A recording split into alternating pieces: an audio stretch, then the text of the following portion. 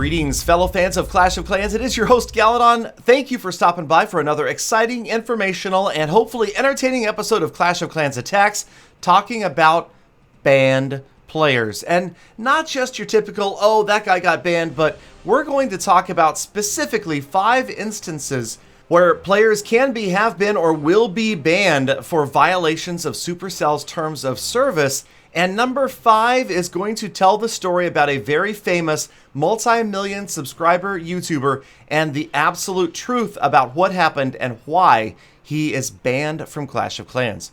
All right, so let's get into this. Now, I'm going to start with some of the more obvious ones, and we'll get down to the less obvious ones as the episode progresses. We are going to be showing AWL, that's American War League, Town Hall 10 versus 10 3-star action in the background. If you guys want to see some amazing 3-star attacks, they are right here. And if you want to find out about surprising ways players have been banned, well, let's just get right down to it. Number 5, offensive base. Now, of course, there are a lot of things that you could draw, more or less, with your walls in Clash of Clans. Very offensive and just inappropriate things. But I will tell you this, the surprising way that players have been banned for this, you can accidentally design your base in a way that is racially offensive. Okay, there are logos that sometimes look a little bit like base designs, and no, this is not an episode about how to. I'm not going to be telling you how to get banned. I'm just giving you guys examples. You're going to have to let your imagination run with this one, okay? I'm not talking about truly offensive pictures.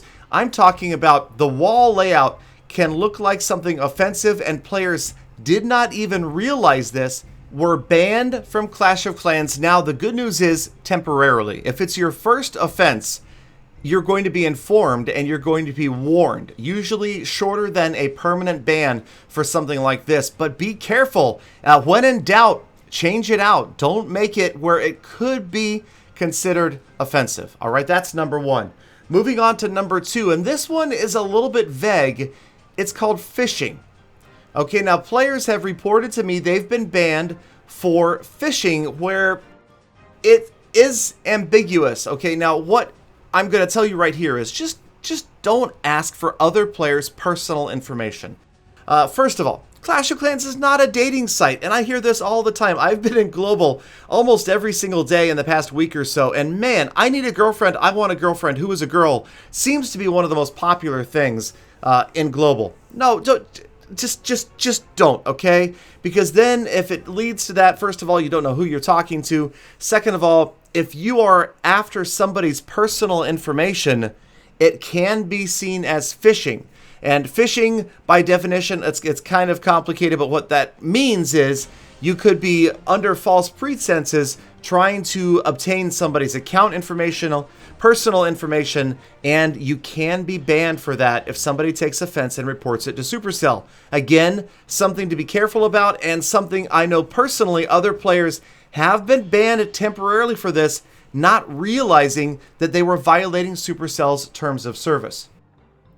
All right, moving on to number 3. Now, we've all heard of these players that have gotten permanent bans for external software, and a lot of people think that means, oh, they're cheating on war attacks, they're cheating, and they're getting an unfair advantage in war, and that's all it means. No, I also have been contacted personally by players who said, oh man, I just had this thing that automatically collected my collectors for me, or it automatically, boosted my collectors, it automatically did this or that. Anything, just, this one's easy, you guys. Anything that is not made by Supercell, okay, that is not in the game itself, is not going to be legal for you to use on the game. Anything like that. Okay, now you can design a potato that taps your screen for you and collects your collectors, and you're fine with that. But when you get down to third party, and by third party I mean other companies creating software to do something to your game, then absolutely not. And this is one you can get permanently banned for, and no, you don't have to just be trying to cheat in Clan Wars. You could just be trying to pick up your collectors while you're not around, and you can still get banned for life. And let me tell you, if you guys saw the ban waves of a couple of years ago, it was brutal. Players literally crying over losing accounts that they had invested thousands of hours and in some cases thousands of dollars in, and they lost them forever. And I'll tell you right now, unless there is a case of mistaken identity where they've accidentally banned the wrong accounts, Supercell will never, in my experience, ever unban an account that has been banned for life. So if you see that message on your screen, you're done. Your goose is cooked. Game over, man. It's best to start a new account or move on to a different game at that point. So yes, be careful. You don't want those lifetime bans. Here is another one. This one was more recent. Number 4, cheap gems. Now the rule here is simple. If you didn't buy the gems in the game, they're not legal. That's all there is to it, okay? Now, the problem here is there's adults and there's kids that play this game. And many adults have knowingly and willfully violated the terms of service by going and trying to buy gems from a third party. But many kids have been fooled by fancy websites with fancy URLs that are misleading, that make them think it's an official site. Maybe it's got Supercell's logo, maybe it's got the Clash of Clans logo, but absolutely not. Okay, this has never happened, nor will it ever happen, that you will be able to purchase gems for Clash of Clans outside the game. So right there, simple as that. And that is an easy way to get banned for life. Also, temporary bans have come from this, and of course you might have seen it, negative gems when Supercell finds out about this. If you look on this web search right here, you'll notice that there's thousands of sites out there, literally, that are trying to sell you cheap gems. But on the first page of search results, there's also discussion about accounts being banned for it. So it absolutely does happen. It's going to happen. You might benefit short term by saving a few dollars. Long term, do you want to wake up every morning wondering if today's the day you log on to Clash and your account is banned and you have negative however many gems? Don't do it. I'm telling you right now. And this isn't, nobody told me to talk about this. Nobody told me to say this. This is just me to you. You know, I've made a video like this in the past. If you guys remember, it has over 10 million views. It was specifically about hackers, cheaters, free gems, cheap gems in Clash of Clans. And when we used to see tons of ads down in the comments, YouTube has luckily since controlled most of that. But I'm just telling you right now, no website is safe. And remember, don't ever, under any circumstances, give anybody else other than a really trusted family member your personal information or your account information or an email address. All right, that one should be obvious, but surprisingly, I mean, all you have to do is go back to that video that I made that has 10 million views and read the comments. And there are, again, literally thousands of comments, players saying, "Thank you, Galadon. I would have lost my account if it weren't for this video."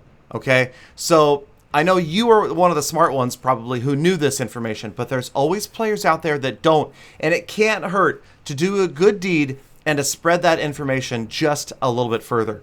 All right, so let's get down to number 5, and this is perhaps the most interesting and least understood of all of what had happened. And what I'm talking about is a very well-known YouTuber named Masteroff, and I've met him personally more than once. We've hung out together in Finland. We also hung out together in London. And I'll tell you right now, super nice guy.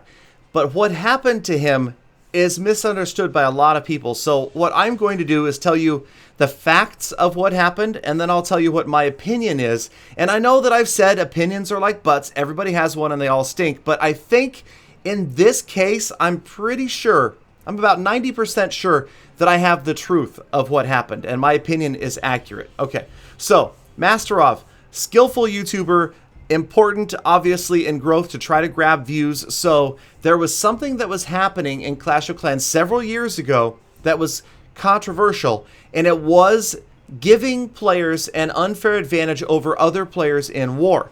This was something that was well known by the active community, the players that are on, you know, the forums, on Reddit, on YouTube as well. And so Masteroff saw an opportunity to talk about this, and he approached it not as a tutorial, like this is how you cheat in Clash of Clans, but more like, look what I've discovered. This is interesting how this works, and I'm pointing it out to you because he thought it would be a sensational video that people would want to watch, which indeed it was. not a bad idea. Unfortunately, if you look at it from a third party's perspective, it can be seen as a tutorial in how to cheat. Now, I don't think that that was how Masteroff intended it to be at all. But unfortunately, because of that video, Masteroff was banned from making videos about Clash of Clans for life. Now, obviously, the guy has done pretty well for himself since then. Over 2.5 million subscribers. So he's moved on to other games, and the glitch exploit has been fixed. It was pretty simple, actually. All you had to do was go in. All right, so apparently I'm still not allowed to talk about that. So anyway, So there are your 5 ways. Obviously, number 5 was a little bit different. It was an individual rather than what happens to a lot of players, or could happen to a lot of players. But just saying, even if you are accidentally taking advantage of an exploit in the game, exploits, by definition, giving you an unfair advantage over other players, also seen as cheating, are definitely against Supercell's terms of service and could get you banned from the game. So I hope you guys can see that the 5 examples I gave today are all examples that could lead to an accidental ban from the game. And I tell you, whether it's accidental or it's intentional, it's just as painful no matter who you are. So playing fair, just like your mom and dad always told you, I hate to be that guy, but it's the way to go. And Clash of Clans, come on, just get good. Get good, yo.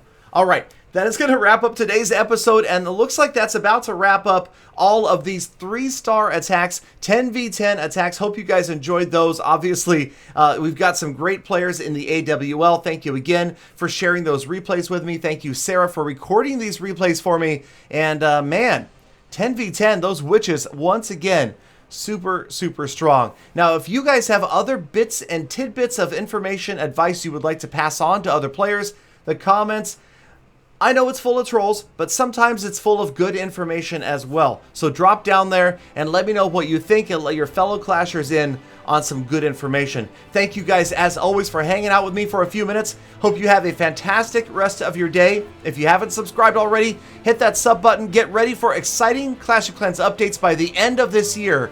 And I hope to see every last one of you back here again tomorrow for more full attacks.